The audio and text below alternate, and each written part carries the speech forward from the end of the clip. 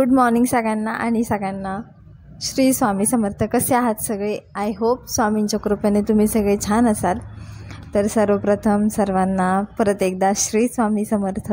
आणि सकाळी सकाळी छान टेरेसवर आले होते आणि सकाळचा थोडाफार तुम्हाला नजारा दाखवला, जे आपले सूर्योदय उगवले होते नुकतेच. आणि मग मी टेरेसला गेले तर म्हटलं तुमच्यासोबतही ते शेअर करावं, कारण फार सुंदर दिसत होतं ते. आणि सकाळी सकाळी खाली पाहिलं तर प्रत्येकाची गडबड चालू असते, ज्याला त्याला आपापलं काम, जो तो आपापल्या कामात. काही जण उठलेले नसतात तेवढ्या लवकर, काही जणांची कामांना सुरुवात झालेली असते, ते चालायचंच. आणि हे पक्षी, ह्या पक्ष्यांच्या बाबतीत किती छान, यांचं किती म्हणजे विचार केला एकंदरीत तर यांचं लाईफ असं किती छान आहे, असं अथांग, असं टेन्शन नाही कुठल्या गोष्टीचं.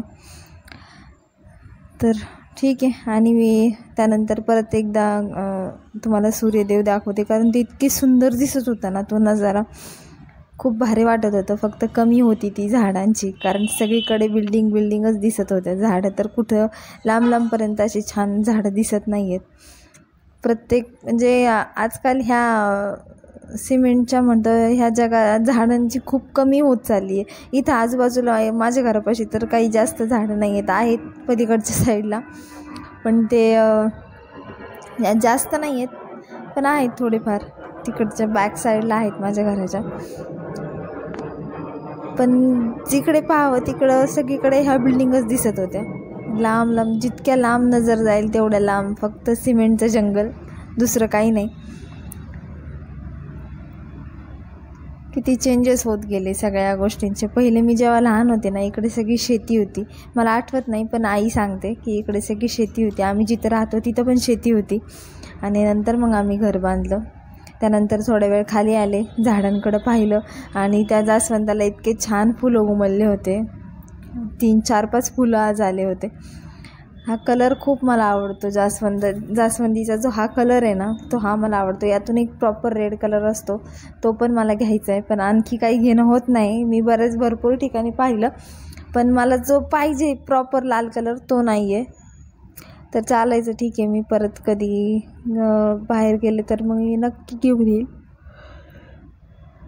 तुम्हाला थोडे जवळून दाखवले झाडं, भारी वाटत होतं असं सकाळी सकाळी. आणि हे सकाळी जास्त. आणि आता काय होतं आहे, रात्र मला वाटतं पटकन नाही का, सकाळी लवकर होते असं मला तरी वाटतं आहे. असं म्हणतात की शाळू दिवस आहे, दिवस पटकन संपतो. आणि हा आपला क्रासूला परवा दिवशीचे आपण झाड आणलं होतं. आणि हे माझं मिरचीचं रोप, म्हणजे आता त्याला मिरच्या येतात की नाही माहीत नाही, पण ते तर खूप छान आले. बघूयात आता याला कितपत, कारण ह्या मिरचीच्या झाडाला ना बऱ्यापैकी फवारे लागतात, औषध लागतं. तर तसं काही केलेलं नाही आहे. त्या पॉप असं उगवलेलं रोपे, आणि ते छान आलं आहे पण. आणि त्यानंतर घरात आले तर वेदाचं छान मस्त झोप चालली होती. त्याला काही मी एवढं लवकर उठवत नाही. चहा ठेवून घेतला आणि इकडे कुकरला डाळ वांग लावलं होतं.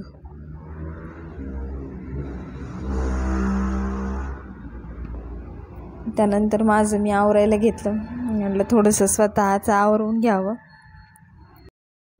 सकाळचा हाच तो काही वेळ भेटतो स्वतःला आवरायला. त्यानंतर मग दिवसभर शेड्यूल बिझी होऊन जातं. मग डिरेक्टली संध्याकाळीच. बऱ्याच जणांचे म्हणजे खूप जणांना वाटत होतं की मी फेस वगैरे काही दाखवत नाही, म्हणजे अवॉइड करते. तर तसं काही नाही आहे. ॲक्च्युली स्किनचा थोडा प्रॉब्लेम होता, म्हणून मग मी फेस दाखवत नव्हते, अवॉइड करत होते. बाकी काही इश्यू नाही आहे मला कुठल्या गोष्टींचा.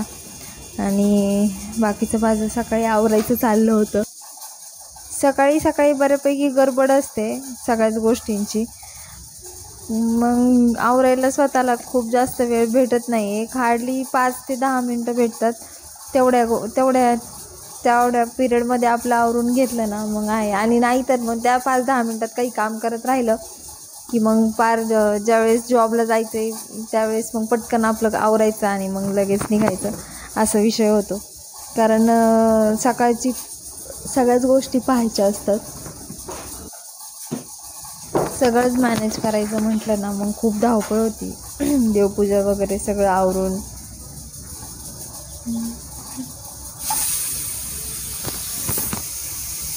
आणि मी कुकर लावला होता तर इकडं कुकरच्या शिट्ट्या चालू होत्या. मला बोलायचं होतं आणि तेवढ्यात कुकरची शिट्टी झाली, म्हणून मग मी गॅस कमी करायला गेले. म्हटलं थोडं एक गॅस कमी करून घ्यावा, नाही तर मग ते लागलं असतं खाली. डाळ वांगं लावलं होतं शिजवायला, कारण आज डाळ वांगीचीच रेसिपी बनवायची होती. तर म्हटलं ती पण रेसिपी तुमच्यासोबत नक्की शेअर करेन. गुड मॉर्निंग सगळ्यांना आणि सगळ्यांना श्री स्वामी समर्थ. कसे आहात तुम्ही सगळे? आय होप तुम्ही सगळे छान असाल. आणि सर्वप्रथम सगळ्यांना श्री स्वामी समर्थ. ॲक्च्युली मला बरेचशा जणांनी विचारलं की तू फेस हाईड कर, म्हणजे दाखवत नाही किंवा फक्त व्हॉइस ओव्हर देते.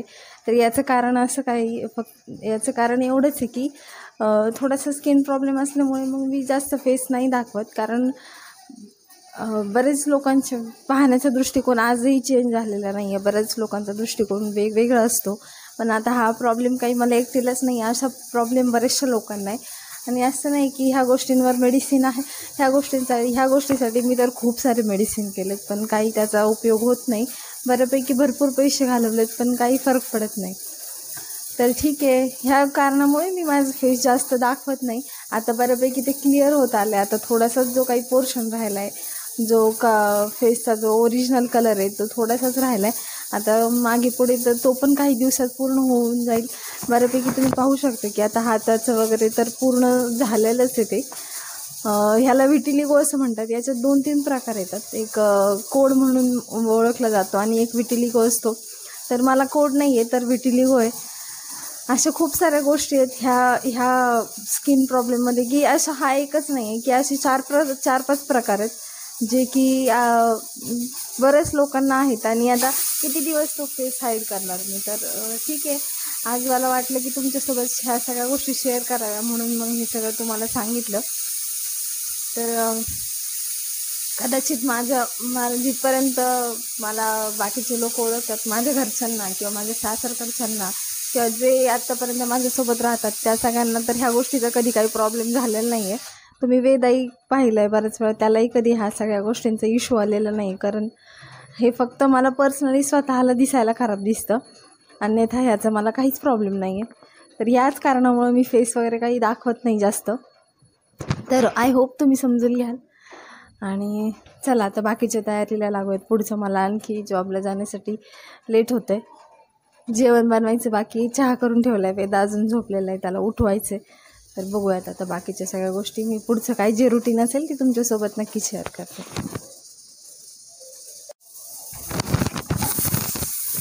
सिंगल रूम असल्यामुळे किचनमध्ये बऱ्यापैकी सकाळी सकाळी पसारा असतो किचनवरच्या, किचनच्या प्लॅटफॉर्ममध्ये.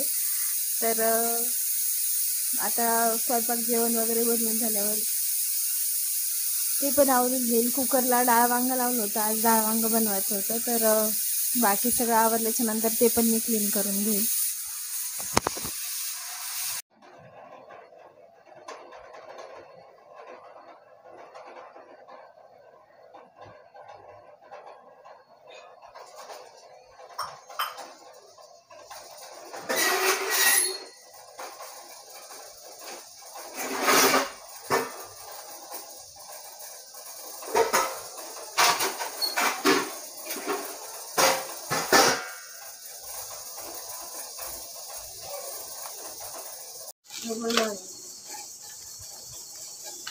काय करतो पिलू? पार्ले खाणार आहे आज? तुझी अंगठी दाखव रे बाळा. आता कुठे घेतली आपण ही अंगठी? मला घेतली. तुला आवडली का? छान आहे ना? दाखव बरं सगळ्यांना असं. तर जो आपला 5 रुपयाचा कॉईन भेटतो, तर त्या कॉईनची ती अंगठी आम्ही मढीला गेलो होतो, आता गावाला गेलो तेव्हा.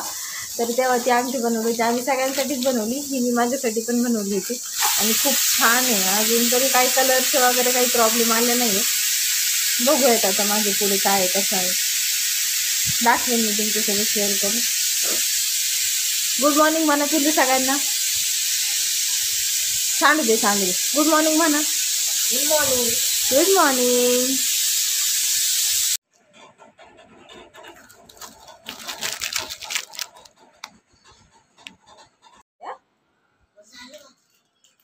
की चहा?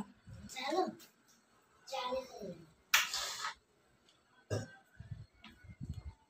मी जाऊ का खाली? मी उचलते आल्यावर. चल.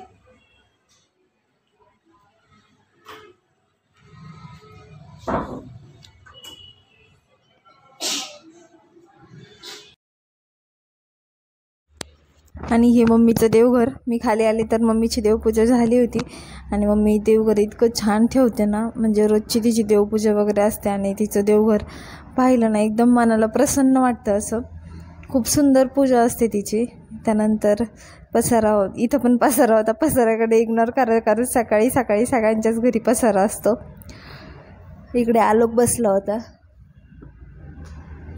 आणि त्याचं चाललं होतं टी व्ही पाहायचं. त्याला किती वेळा सांगितलं लांबून टी व्ही पाहत जा, पण त्याला काही ऐकत नाही तो.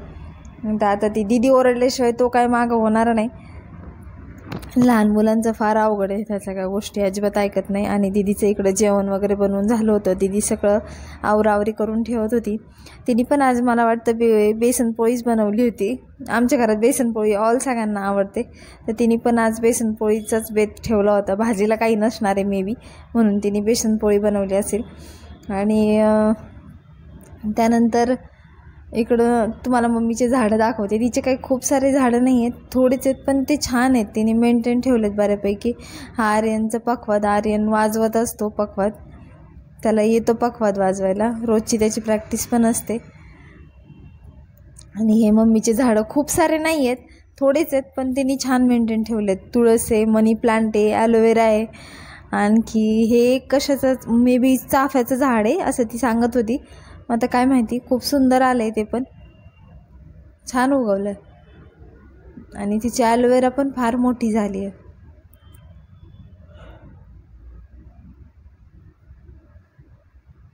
थोडीफार काळजी घेतली ना झाडांची, झाडं पण छान मेंटेन राहतात. आणि इकडच्या साईडला आलं की बरं वाटतं त्या झाडांना पाहून. थोडी अशी आजूबाजूला हिरवळ असले ना मग छान वाटतं. का जागे अभावी आम्ही जास्त काही झाडं ठेवले नाही. जे काही आहे ते थोडेच आहेत, पण मग त्याला त्याचीच थोडीफार काळजी घ्यायची. माझ्याकडं पण वरती काही खूप सारे नाही आहेत, एक 6-7च कुंड्या आहेत, पण ठीक आहे. माझ्या हळूहळू मी आणत असते. मला जर नवीन काही दिसलं झाड तर मग मी घेऊन येते. जसं त्या दिवशी ते व्हाईट कलरचे, मला त्याचं नाव जर कोणाला माहीत असेल तर मला प्लीज नक्की सांगा, कारण मला त्याचं नाव नाही माहिती अजून. तर तुम्हाला माहीत असेल तर मला कमेंटमध्ये सांगून द्या की त्याचं नाव काय आहे. आणि त्यानंतर मी मशीनला कपडे लावले. ॲक्च्युली मशीन दीदीच्याच घरी असते, म्हणजे तिचीच मशीन आहे.